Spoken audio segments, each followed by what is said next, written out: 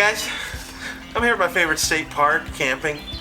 You know, I love coming out into nature and just enjoying the natural world, you know. I like to go on all the hikes here, I like to check out the lake, maybe go to the falls, you know, rent a boat, take a canoe out, all the nature stuff. You know, when I come camping, I really try to, you know, strip away the luxuries of the regular world and just live in nature, live in the natural. I come here to get away. And part of that is maybe playing a few board games. I brought some. You know, I had a hard time deciding which ones I should bring. I'm sweating to death. It's hot in this tent. Anyway, this video, you know, we're gonna tell you which games we think are the best for camping. You know, that way you're not packing your bags full of these games. They're not. They're good games, but they're big. They're for camping. I'll say that. Anyway, I hope you enjoyed the video. Check it out. Joey, huh? You're not even in nature. What is this? Where are we?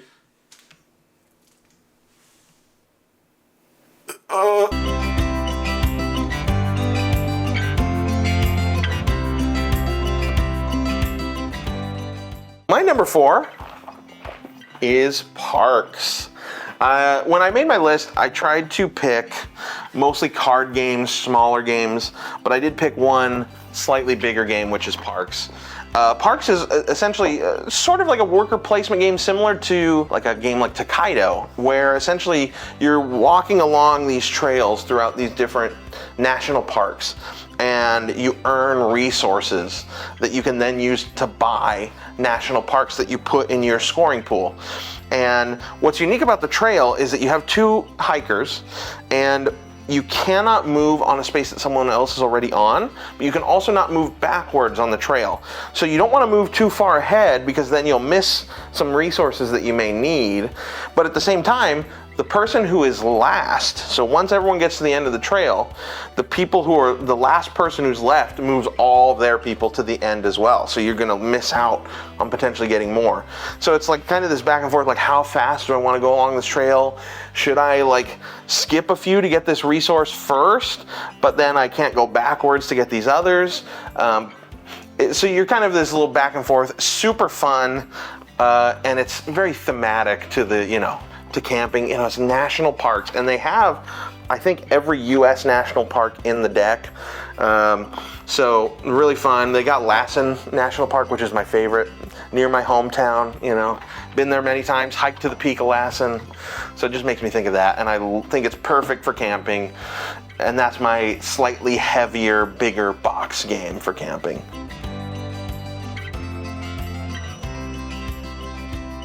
Alrighty, so my number 4 is a really weird one. My number 4 is Dungeons and Dragons. I know, not a board game at all. Kind of a weird cheat, but I mean, just think about it. You can have a ton of components to this thing. Like you could have dice, you could have dice towers, books, like computers, paper sheets. But the core of the game is just a person telling a story and a bunch of friends kind of sitting around in a circle and like contributing to that story. Like at the end of the day, all you need is like people to play this game.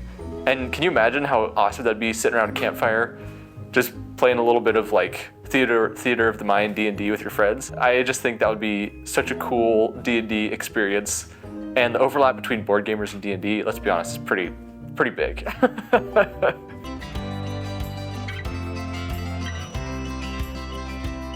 My number 3 is The Crew. And The Crew is a nice little small trick-taking card game. It's literally just a deck of cards, 2 decks of cards, I guess, a smaller deck and a regular sized deck, and then you have some tokens. Very manageable for a camping trip, easily put it on like a picnic table. It's a trick-taking game, but a cooperative one where you're trying to work together to make sure that certain people win certain cards. But you have limited communication. You can't just say what cards are in your hand. Once per round, each person can put down a card and say whether it's their highest, the only of that color, or their lowest. And so you're trying to use this limited communication. It's really fun. really, like, the mechanics of it are so simple, and yet one of the most strategic games I've ever played, because it can be tough. It can be very tough, especially on those later missions. But super fun, super compact, great for a camping trip. I love it. That's the Crew.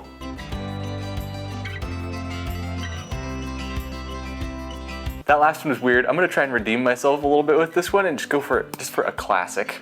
One that nobody could say is not a camping board game, that nobody's gonna dislike. And that is Jenga. Also, I mean, honestly, also kind of weird. It's not really a board gamer's game. It's like very, this falls kind of in the same category as like Monopoly or something like that, where people who are really into board games might be like, why would anybody ever play Jenga? But I mean, honestly, if you think about it at the end of the day, like it's a really fun like dexterity game. Super durable. I mean, it's just blocks of wood. If you combine it with like drinking, and you're like at the picnic table next to your campfire, I mean, it's. Last time I went to Yosemite with my brother, we sat there and drank and played Jenga for probably 3 hours, just like talking and hanging out. And it's so much fun. Just like, it's kind of like a mindless, fun board game to play while you're hanging out with the bros. I'm glad I stood a block.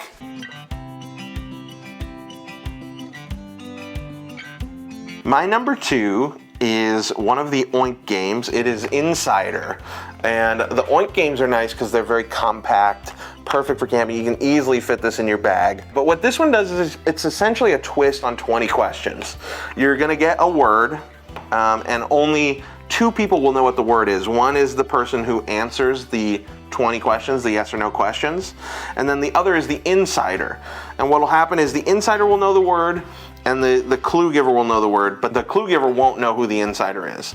And so as you're going along, you have a timer, and you're asking the clue giver yes or no questions to try and figure out the word. And your objective, if you're not the insider, and if you're the clue giver, is to make sure the team guesses the word. But then, once you guess the word, to win, you also have to guess who the insider is. So the insider, to win, they have to get you to guess the word, but they don't want to get caught. So they're trying to like direct the 20 questions in the right direction without giving away who they are. So really fun, super simple. I mean, it's literally 20 questions with a slight twist. Super compact, easy to pack. That's my number 2, Insider.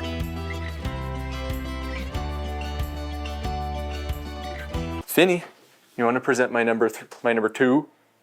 I picture Finn's voice as a very like rich, deep, masculine voice. like a guy who clearly smoked a pipe. He has like an AM radio show where he talks about like wartime conspiracies. Alrighty, anyways. Alright, my number 2, and I don't have it here with me, but my number 2 is Donner Party.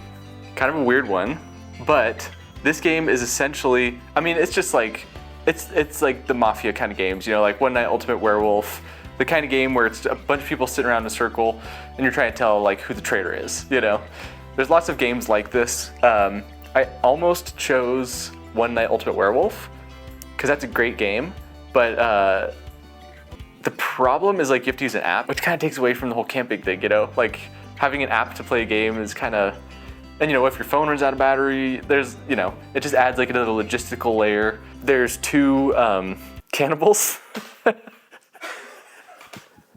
Depending on how many people you have, there's a bunch of pioneers, and then there's like 1, 2, or 3 cannibals, depending on the size. They were very sensitive to the plight of the Donner Party in this game. It's very not self-aware, like,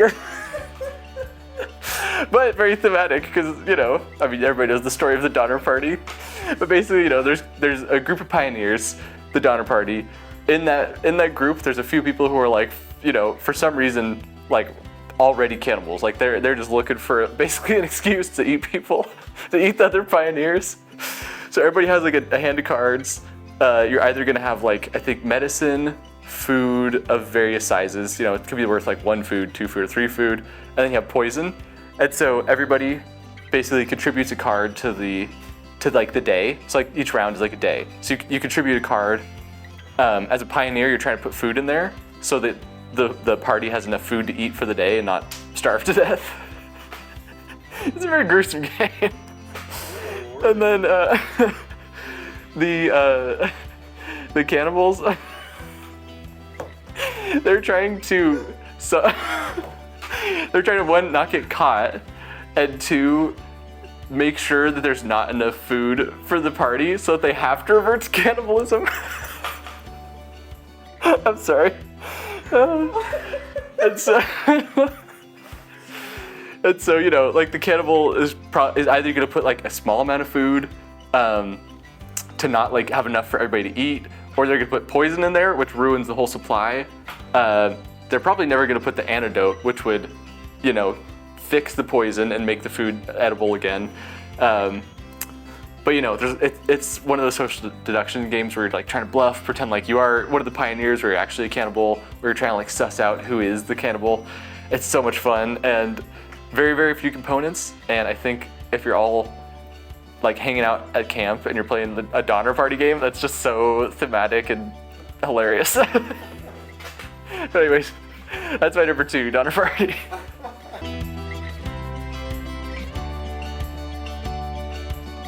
All right, my number 1 is Poetry for Neanderthals. I wanted my number 1 to be like a party game, you know, very simple rules like, and also compact. It's not the most compact game on my list, but you know, I want it to be easy to pack. But the reason I chose this one, it's a fun word game where you are working in teams. It's kind of similar to like Catchphrase or Taboo, if you've ever played those, where you're giving clues to your team to guess a word. So if the word's bathroom, right, you're trying to give clues. However, the twist in this one, you know, Taboo, you can't say certain words, right? Catchphrase, you just, you know, there's no real twist to it. But Poetry for Neanderthals, the twist is you can only give 1-syllable word clues. So if I was trying to get you to guess bathroom, I would say place where you fart. Something like that. Maybe I shouldn't have used bathroom as the example, but you get the idea. You can only use 1-syllable words. If you say anything with more than 1 syllable, you get bonked on the head with the big no stick and you lose points. So super fun game, super simple. It's made by the guys who did Exploding Kitten, which, you know, it's not a game I really care for, but you know, it's the same company, and this is such a fun game. One of my favorite party games. That's my number 1, Poetry for Neanderthals.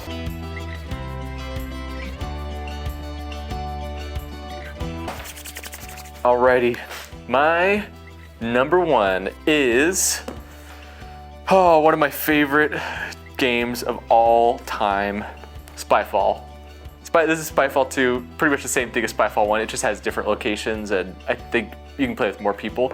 But oh my god, this game is so much fun. You don't even technically need the like the box itself. They make like apps where you can play Spyfall and stuff. But for anybody who doesn't know, basically there's a location. It's a social deduction game. So most of the people are I guess operatives. I don't know if they have a name for it.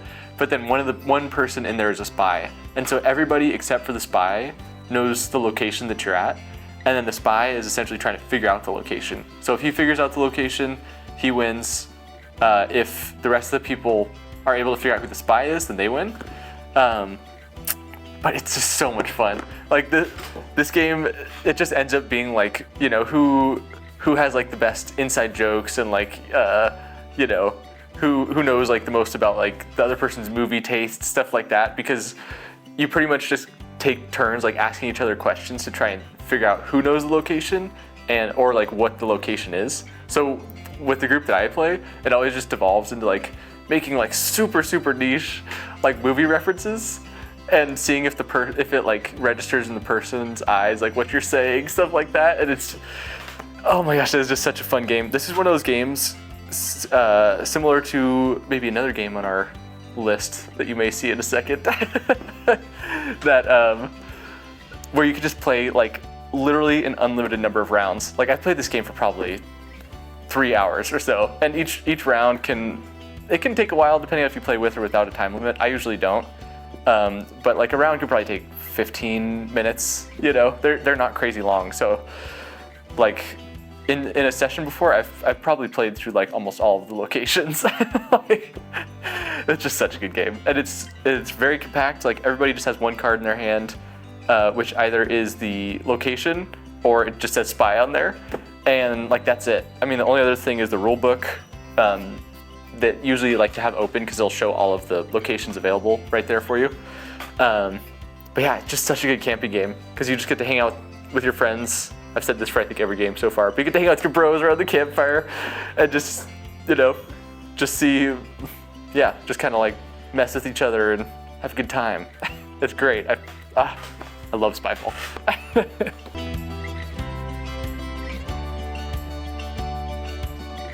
Guys, it's time me and your father sat you down.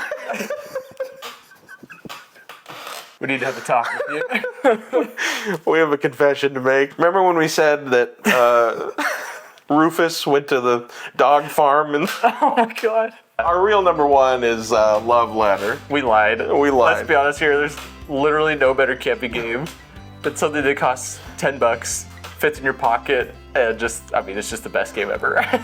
I think this is the most mentioned game on our entire channel this week. It's just so good. Have we mentioned it in every list? I think so. I think we have. Party games, I think. Yeah, definitely. We listed in party games. We listed. Or June ones, yeah. Oh yeah, our essential games, Yeah. right? Yeah.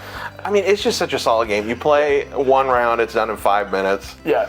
And it's compact. There's like 16 cards maybe. Yeah. There's like 2 rules. Oh, it's so good. It's so It's good, just dude. fun, quick. It's like the most versatile game I've ever played, I think. Yeah. It's a filler game. It's compact. It's cheap. It's easy to teach. It has like strategy for actual board gamers and stuff. It's like, if you don't have this game, you're not a board gamer. Like, you're lying to yourself. This is the most essential, literally the most essential board game I think in existence. It's a great game, yeah. It's perfect for camping too. Look how easy it is to pack. You just stick it in your I pocket. could almost eat it if I wanted to. But yeah, that's our number one. This was the one we both agreed on was like a good camping game, so we were like, let's make it our number one. Yeah. You can't beat it. Yeah, it's so good. It's so good I sleeved all the cards because they started to get too worn. Mine are sleeve too. Yeah.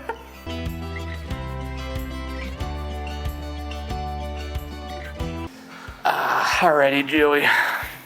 What'd you think about my weird ass picks? They were definitely very unique. Yeah. I like D&D as a pick. That's I agree. D&D is perfect for out in the wilderness. Jenga I think is solid too. It's not my favorite dexterity game, but it is a good camping one because it's so compact Durable. compared to other ones. And durable, yeah. You don't have to worry about it getting dirty. Yeah, Right? losing who tiny cares? little pieces. Right, You had exactly. to like flick them up in Oh my a campsite. Hell no. I would never. You got Spyfall. Spyfall's a good pick. That was almost made my list. Yeah.